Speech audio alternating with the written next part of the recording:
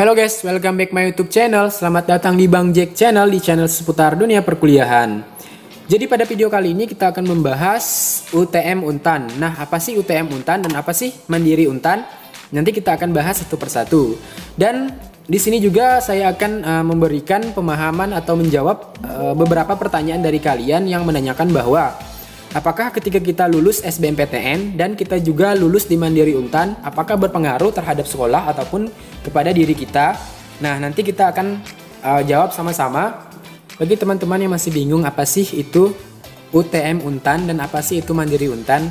Nah, jadi perbedaannya itu terletak pada namanya saja ya teman-teman, tapi untuk sistemnya itu masih sama seperti tahun lalu. UTM Untan itu merupakan jalur tulis untuk masuk ke Untan, yaitu jalur mandirinya, yang sekarang berubah nama menjadi UTM Untan, ujian tulis masuk Universitas Tanjung Pura, yang dulu namanya adalah seleksi mandiri Universitas Tanjung Pura. Jadi seperti itu teman-teman. Di sini saya akan membahas beberapa pertanyaan dari teman-teman semua juga. Oke, yang pertama kita akan bahas informasi umum pendaftaran Mandiri Untan. Nah, di sini di website resmi ini teman-teman bisa membukanya dan akan mendapatkan informasi seperti ini. Nah, untuk latar belakang saya rasa teman-teman tidak terlalu banyak bertanya juga di latar belakang. Saya rasa teman-teman sudah paham semua di latar belakang, karena di sini hanya menjelaskan seputar SNMPTN, SBMPTN, dan ada juga menjelaskan mandirinya. Tetapi kita akan bahas mulai dari yang kedua ini, mulai dari tujuan sampai ke syarat umum dan syarat khususnya. Nah, di sini dikatakan bahwa penjaringan mahasiswa baru melalui pola penerimaan mahasiswa secara mandiri bertujuan untuk memberikan kesempatan kepada masyarakat yang memiliki kemampuan mengikuti dan menyelesaikan pendidikan di perguruan tinggi sesuai dengan ketentuan yang berlaku. Jadi itu dari tujuan dari dilaksanakannya ujian mandiri. Nah, untuk yang kedua, mungkin di sini teman-teman banyak bertanya atau masih bingung, saya akan menjelaskannya. Untuk persyaratan yang umumnya, di sini dikatakan bahwa peserta seleksi ujian tulis masuk Universitas Tanjung Pura harus memenuhi persyaratan sebagai berikut. Yang pertama, bagi yang memilih kelas reguler, lulusan SMA, SMK, MA, atau yang setara paket C, yang memiliki raport sampai kelas 12 tahun 2018, 2019, dan 2020. Nah, di sini maksudnya, bagi teman-teman yang lulusan di tahun 2018, 19, dan 2020, teman-teman bisa mengambil kelas reguler, yaitu kelas yang pagi atau reguler A. Tetapi bagi teman-teman yang lulus di bawah tahun 2018, teman-teman tidak bisa memilih kelas reguler. Itu poin dari yang ke-1 dari syarat umumnya. Mungkin di sini teman-teman sudah paham ya. Kalaupun belum, teman-teman bisa komen di kolom komentar di bawah.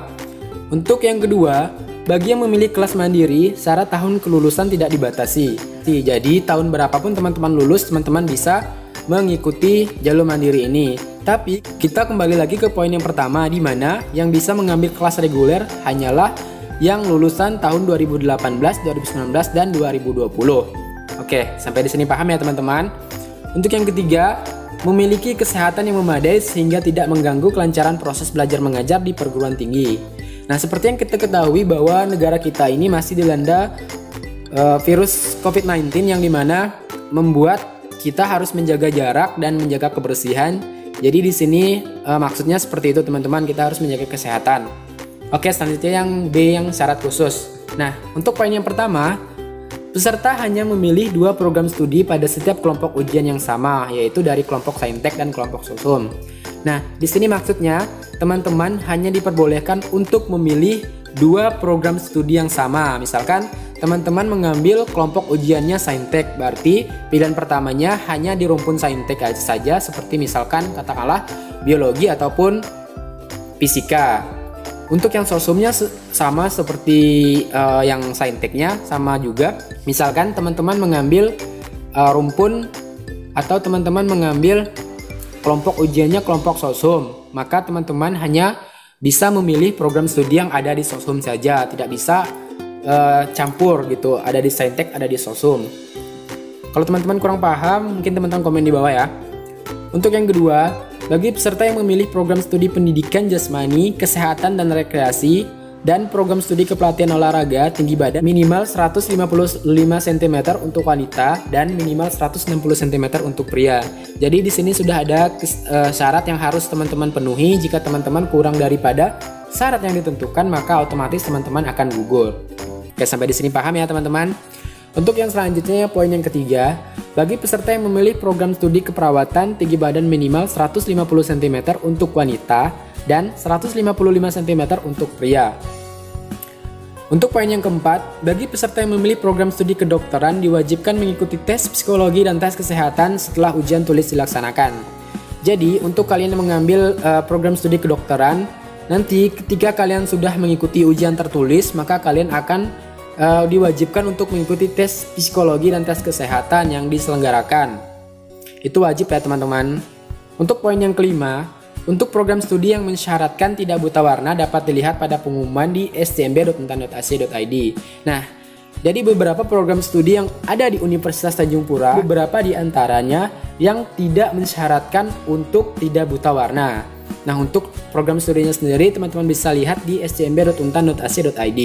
Oke, kita lanjut ke selanjutnya. Yang keempat, biaya seleksi ujian. Untuk poin yang pertama, di sini dikatakan bahwa biaya mengikuti ujian tulis sebesar Rp200.000. Jadi teman-teman hanya membayar Rp200.000 untuk mengikuti tes mandiri tersebut.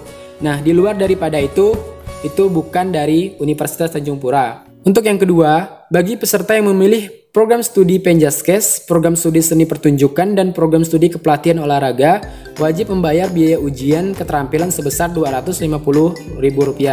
Nah, bagi teman-teman yang mengambil program studi yang telah saya sebutkan tadi, wajib membayar ujian keterampilan sebesar Rp250.000. Untuk poin yang ketiga, biaya seleksi dapat dibayarkan melalui Bank Kalbar. Jadi, setelah kalian mendapatkan CAP dan PIN, teman-teman bisa membayarnya di Bank Kalbar. Oke, hanya di Bank Kalbar ya teman-teman. Untuk poin yang keempat, biaya seleksi yang sudah dibayarkan tidak dapat ditarik kembali dengan alasan apapun. Untuk yang syarat yang kelima, waktu pendaftaran. Pendaftaran dilakukan secara online mulai tanggal 22 Juni sampai dengan 3 Juli 2020. Oke, nah, jadi tanggal pendaftarannya dari tanggal 22 sampai tanggal 3 Juli ya teman-teman.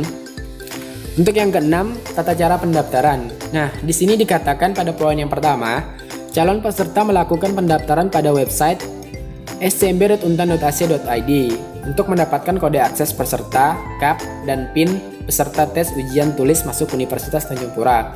Jadi teman-teman, untuk mengikuti tes mandiri ini, teman-teman harus mempunyai CAP dan PIN terlebih dahulu, yaitu teman-teman bisa mengaksesnya di stmb.untan.ac.id. Nanti juga akan saya taruh di description box linknya buat teman-teman bisa mengambil CAP dan PIN-nya. Untuk poin yang kedua, calon peserta kemudian melakukan pembayaran pada Bank Kalbar dengan menunjukkan CAP dan PIN peserta tes ujian tulis masuk Universitas Tanjung Pura.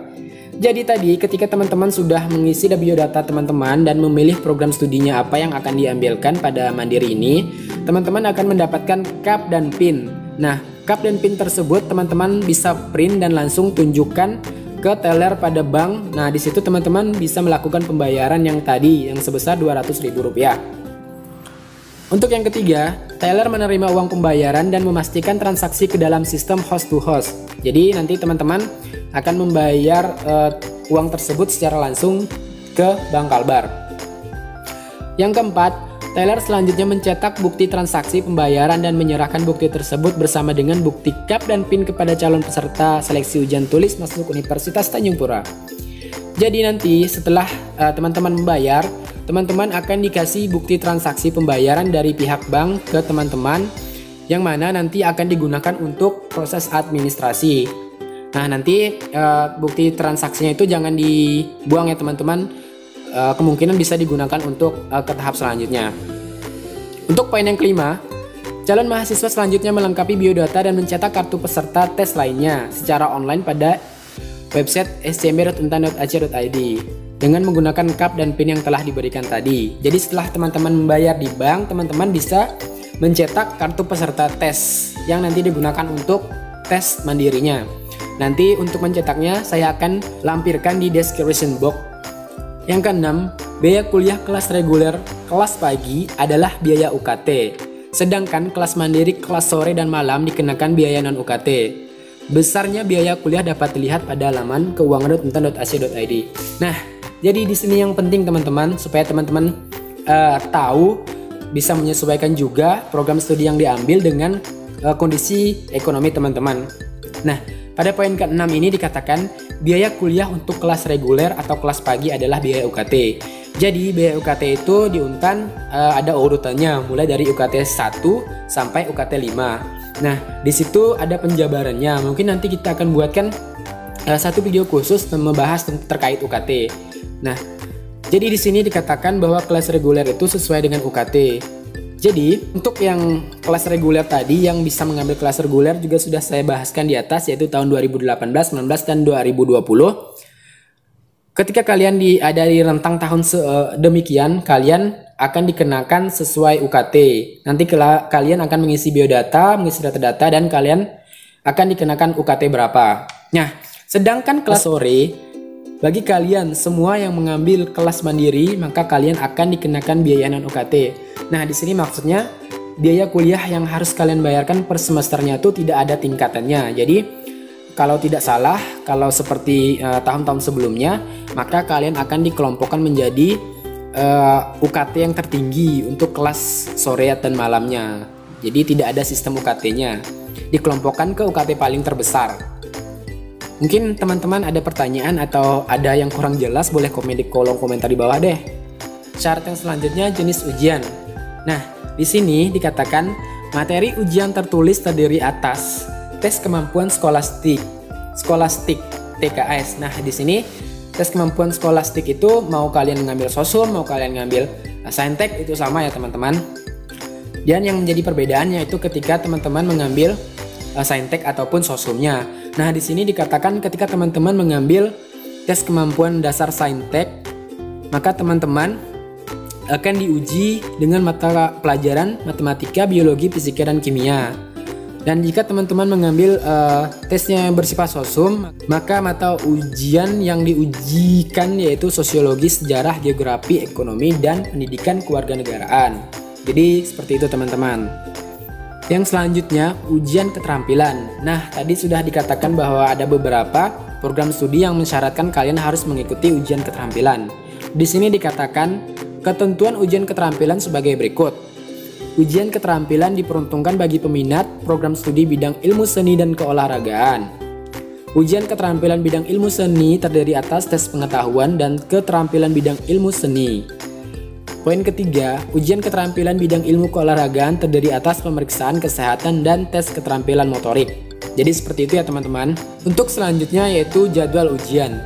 Nah, bagi teman-teman yang sudah mendaftar, yang sudah mendapatkan kartu peserta ujian mandirinya, jangan lupa teman-teman akan atau harus mengikuti ujian pada tanggal 16 Juli 2020. Mungkin kalau tidak ada perubahan ya sekitar tanggal 16 Juli 2020. Kalau ada perubahan akan diumumkan di website ini teman-teman. Selanjutnya pengumuman hasil ujian tertulis.